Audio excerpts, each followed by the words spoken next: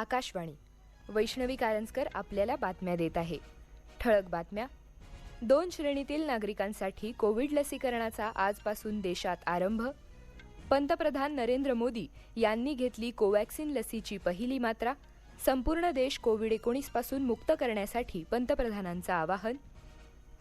2019-20 या आर्थिक वर्षासाठी वस्तू आणि सेवा कर कायद्यानुसार वार्षिक विवरणपत्र भरण्यासाठी मुदतवाढ. महाराष्ट्र विधिमंडळाचं अर्थसंकल्पीय अधिवेशन आजपासून आणि दूरसंचार स्पेक्ट्रम लिलावांचा आजपासून ऑनलाईन आरंभ. आता सविस्तर बातम्या. वयाची 60 वर्ष पूर्ण केलेल्या आणि सहविकार असलेल्या 45 वर्षांच्या वरील व्यक्तींना आजपासून कोरोना प्रतिबंधात्मक लस देण्यास सुरुवात होणार आहे. पात्र व्यक्ती थेट चाचणी केंद्रावर जाऊनही लसीकरणासाठी आपलं नाव नोंदवून लस टोचवून घेऊ शकतात, असं केंद्रीय आरोग्य मंत्रालयानं सांगितलं आहे. लसीकरणाच्या या टप्प्यात खासगी रुग्णालयांमध्येही ही लस दिली जाणार असून लशीच्या प्रत्येक मात्रेसाठी जास्तीत जास्त 250 रुपये आकारण्याची परवानगी या रुग्णालयांना देण्यात आली आहे. 10,000 सरकारी रुग्णालयांमध्ये लस मोफत दिली जाणार असून 20,000 खासगी रुग्णालयांना लसीकरण मोहीम सशुल्क राबवण्याची परवानगी देण्यात आली आहे. पंतप्रधान नरेंद्र मोदी यांनी नवी दिल्लीतील एम्स रुग्णालयात जाऊन स्वतः लसीची पहिली मात्रा टोचून घेतली आणि लोकांना देखील लसीकरण करून घेण्याचं आवाहन केलं आहे. आपण सर्वांनी मिळून देशाला कोविड-19 पासून मुक्त करण्याचा संकल्प करूया, असं सांगून मोदी यांनी देशातील डॉक्टर्स आणि वैज्ञानिकांच्या कार्याची प्रशंसा केली. पुद्दुचेरीच्या परिचारक पी. निवेदा यांनी मोदी यांना भारत बायोटेकची कोवॅक्सिन ही लस टोचली. राष्ट्रपती रामनाथ कोविंद यांनी काल अंदमान आणि निकोबार बेटांवरील स्वराज द्वीप इथल्या राधानगर समुद्रकिनारी संयुक्त सेवा कमांडची प्रात्यक्षिकं पाहिली. अंदमान आणि निकोबार कमांड म्हणजे ANCच्या दलानं विविध प्रात्यक्षिकं आणि आपली परिचालन क्षमता राष्ट्रपतींसमोर सादर केली. अंदमान निकोबारचे commander chief lieutenant general Manoj Pande यांनी सेनेची क्षमता आणि कमांडची तत्परता याविषयी संक्षिप्त माहिती दिली. 2019-20 या आर्थिक वर्षासाठी वस्तू आणि सेवा कर कायद्यानुसार वार्षिक विवरणपत्र भरण्याची मुदत आता 31 मार्चपर्यंत वाढवण्यात आली आहे. निवडणूक आयोगाच्या परवानगीनंच ही मुदतवाढ दिली असल्याचं अर्थ मंत्रालयानं सांगितलं आहे. करदात्यांना कर भरण्यात येणाऱ्या अडचणींमुळे ही मुदतवाढ देण्यात आली आहे, असंही मंत्रालयाकडून स्पष्ट करण्यात आलं आहे. यापूर्वीची कर भरण्याची मुदत 28 फेब्रुवारीपर्यंत होती. महाराष्ट्र विधानसभेचं अर्थसंकल्पीय अधिवेशन आजपासून सुरू होत आहे. या अधिवेशनाची सुरुवात राज्यपाल भगतसिंग कोश्यारी यांच्या अभिभाषणाने होईल. 10 दिवस चालणाऱ्या या अधिवेशनात 8 दिवस कामकाज होईल, तर 8 मार्चला राज्याचा अर्थसंकल्प सादर केला जाईल.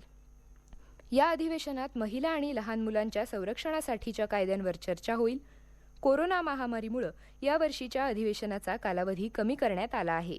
विरोधकांच्या आक्रमक भूमिकेमुळे यावर्षीच्या अधिवेशनात गोंधळ होण्याची शक्यता वर्तवण्यात येत आहे. बाल संगोपन योजनेअंतर्गत बालकांचं संगोपन करणाऱ्या पालकांना प्रति बालक दरमहा देण्यात येणाऱ्या सहाय्यक अनुदानात 425 वरून 1100 रुपये, तर योजनेची अंमलबजावणी करणाऱ्या संस्थांना सहाय्यक अनुदानात प्रति बालक 75 वरून 125 इतकी वाढ करण्यास महाराष्ट्र राज्य मंत्रिमंडळाच्या काल झालेल्या बैठकीत मान्यता देण्यात आली. बाळासाहेब ठाकरे राष्ट्रीय स्मारकासाठी 400 कोटींचा निधी देखील या बैठकीत मंजूर करण्यात आला आहे. हे स्मारक मुंबईतील महापौर बंगल्यामध्ये उभारण्यात येणार असून हे 2 टप्प्यात पूर्ण करण्यात येईल.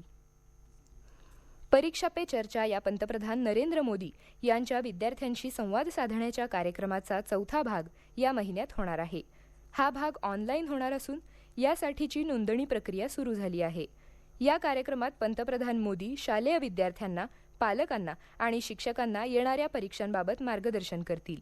MyGov या वेबसाईटवर एका ऑनलाईन परीक्षेमधून या कार्यक्रमात सहभागी होणाऱ्यांची निवड करण्यात येईल. या कार्यक्रमासाठी 9वी ते 12वीच्या विद्यार्थ्यांकडून परीक्षेसंदर्भातले प्रश्न मागवण्यात आले आहेत. पंतप्रधान नरेंद्र मोदी आज मेरीटाईम इंडिया परिषद 2021चं दूरदृश्य प्रणालीद्वारे उद्घाटन करतील. या 3 दिवसीय परिषदेचा समारोप 4 मार्चला होणार आहे. बंदरं, जहाज उद्योग आणि जलमार्ग मंत्रालयाकडून या परिषदेचं आयोजन करण्यात आलं आहे. या परिषदेत पुढील दशकासाठीच्या जलमार्ग आणि जहाज उद्योगासंदर्भातल्या योजनांवर आणि भारत सागरी वाहतुकीसंदर्भात जागतिक पातळीवर कसा आघाडीवर राहील यावर चर्चा होईल. तसंच समुद्री मार्गानं व्यापार आणि त्या संदर्भात करावी लागणारी गुंतवणूक या मुद्द्यांवरही प्रकाश टाकला जाईल.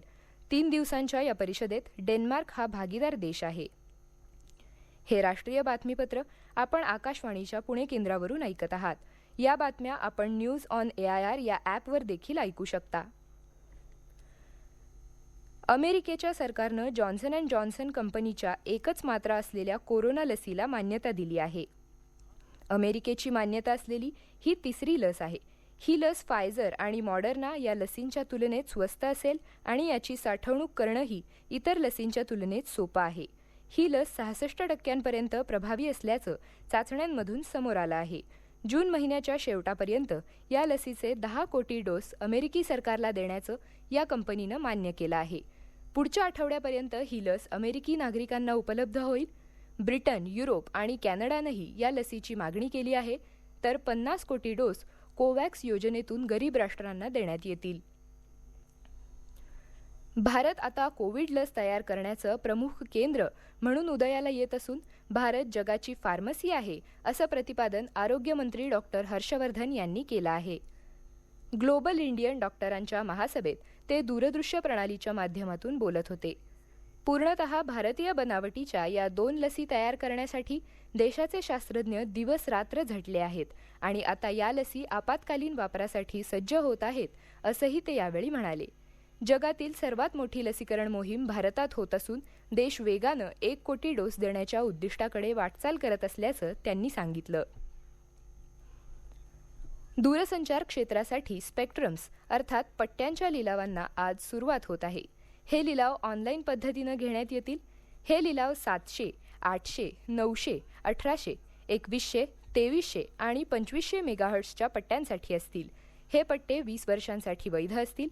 एकंदर 2251 मेगाहर्ट्झचे पट्टे 3,92,332 पेक्षाही जास्त किमतीचे आहेत. व्यावसायिक दूरध्वनी सेवा देणाऱ्या आणि या लिलावात जिंकणाऱ्या कंपन्यांना हे पट्टे दिले जातील.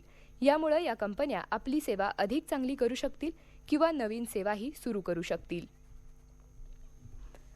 भारतीय कुस्तीपटू विनेश फोगाट हिनं युक्रेनमध्ये झालेल्या कुस्ती स्पर्धेत महिलांच्या 53 किलो वजनी गटात सुवर्णपदक पटकावलं आहे. विनेशने या स्पर्धेत जगातली 7 नंबरवर असलेली बेलारूसची खेळाडू वनेसा कॅलाजिन्स्काय हिला हरवत विजय प्राप्त केला आहे. विनेशने टोकियो ऑलिम्पिकमध्ये महिलांच्या 53 किलो वजनी गटात यापूर्वीच आपलं स्थान निश्चित केलं आहे. टोकियो स्पर्धेसाठी पात्र ठरलेली विनेश ही एकमेव महिला कुस्तीपटू आहे. जम्मू काश्मीरमध्ये पुलवामा जिल्ह्यातल्या त्राल भागात काल जैश-ए-मोहम्मदच्या एका दहशतवाद्याला स्फोटकांसह पकडण्यात आलं. पोलिसांच्या माहितीनुसार पकडण्यात आलेल्या दहशतवाद्याचं नाव मुजम्मिल कादिर भट असं असून तो त्रालमधील लॅरो जागीर भागातला रहिवासी आहे. तो जैश-ए-मोहम्मदचा आघाडीचा कार्यकर्ता आहे. खादी आणि ग्रामोद्योग आयोगाच्या ई-मार्केट पोर्टलनं उद्घाटनानंतर अवघ्या 8 महिन्यात 1,10,00,000 रुपयांपेक्षा जास्त उलाढाल नोंदवली आहे. केंद्रीय खादी आणि लघु आणि मध्यम उद्योग मंत्री नितीन गडकरी यांनी खादीच्या ई-कॉमर्स उपक्रमाचं कौतुक केलं आहे. या पोर्टलनं मोठ्या संख्येनं खादी आणि ग्रामीण उद्योग उत्पादनांसाठी व्यापक विपणन व्यासपीठ उपलब्ध करून दिलं असल्याचं गडकरी यांनी म्हटलं आहे. शेवटी पुन्हा ठळक बातम्या. 2 श्रेणीतील नागरिकांसाठी कोविड लसीकरणाचा आजपासून देशभरात आरंभ. पंतप्रधान नरेंद्र मोदी यांनी घेतली कोवॅक्सिन लसीची पहिली मात्रा. संपूर्ण देश कोविड-19 पासून मुक्त करण्यासाठी पंतप्रधानांचं आवाहन. 2019-20 या आर्थिक वर्षासाठी वस्तू आणि सेवा कर कायद्यानुसार वार्षिक विवरणपत्र भरण्यासाठी मुदतवाढ. महाराष्ट्र विधिमंडळाचं अर्थसंकल्पीय अधिवेशन आजपासून आणि दूरसंचार स्पेक्ट्रम लिलावांचा आजपासून ऑनलाईन आरंभ. याबरोबरच हे राष्ट्रीय बातमीपत्र संपलं. कोरोनावरील लसीकरणाचा दुसरा टप्पा 2 श्रेणीतील नागरिकांसाठी आजपासून सुरू होत आहे. त्याचा अवश्य लाभ घ्या.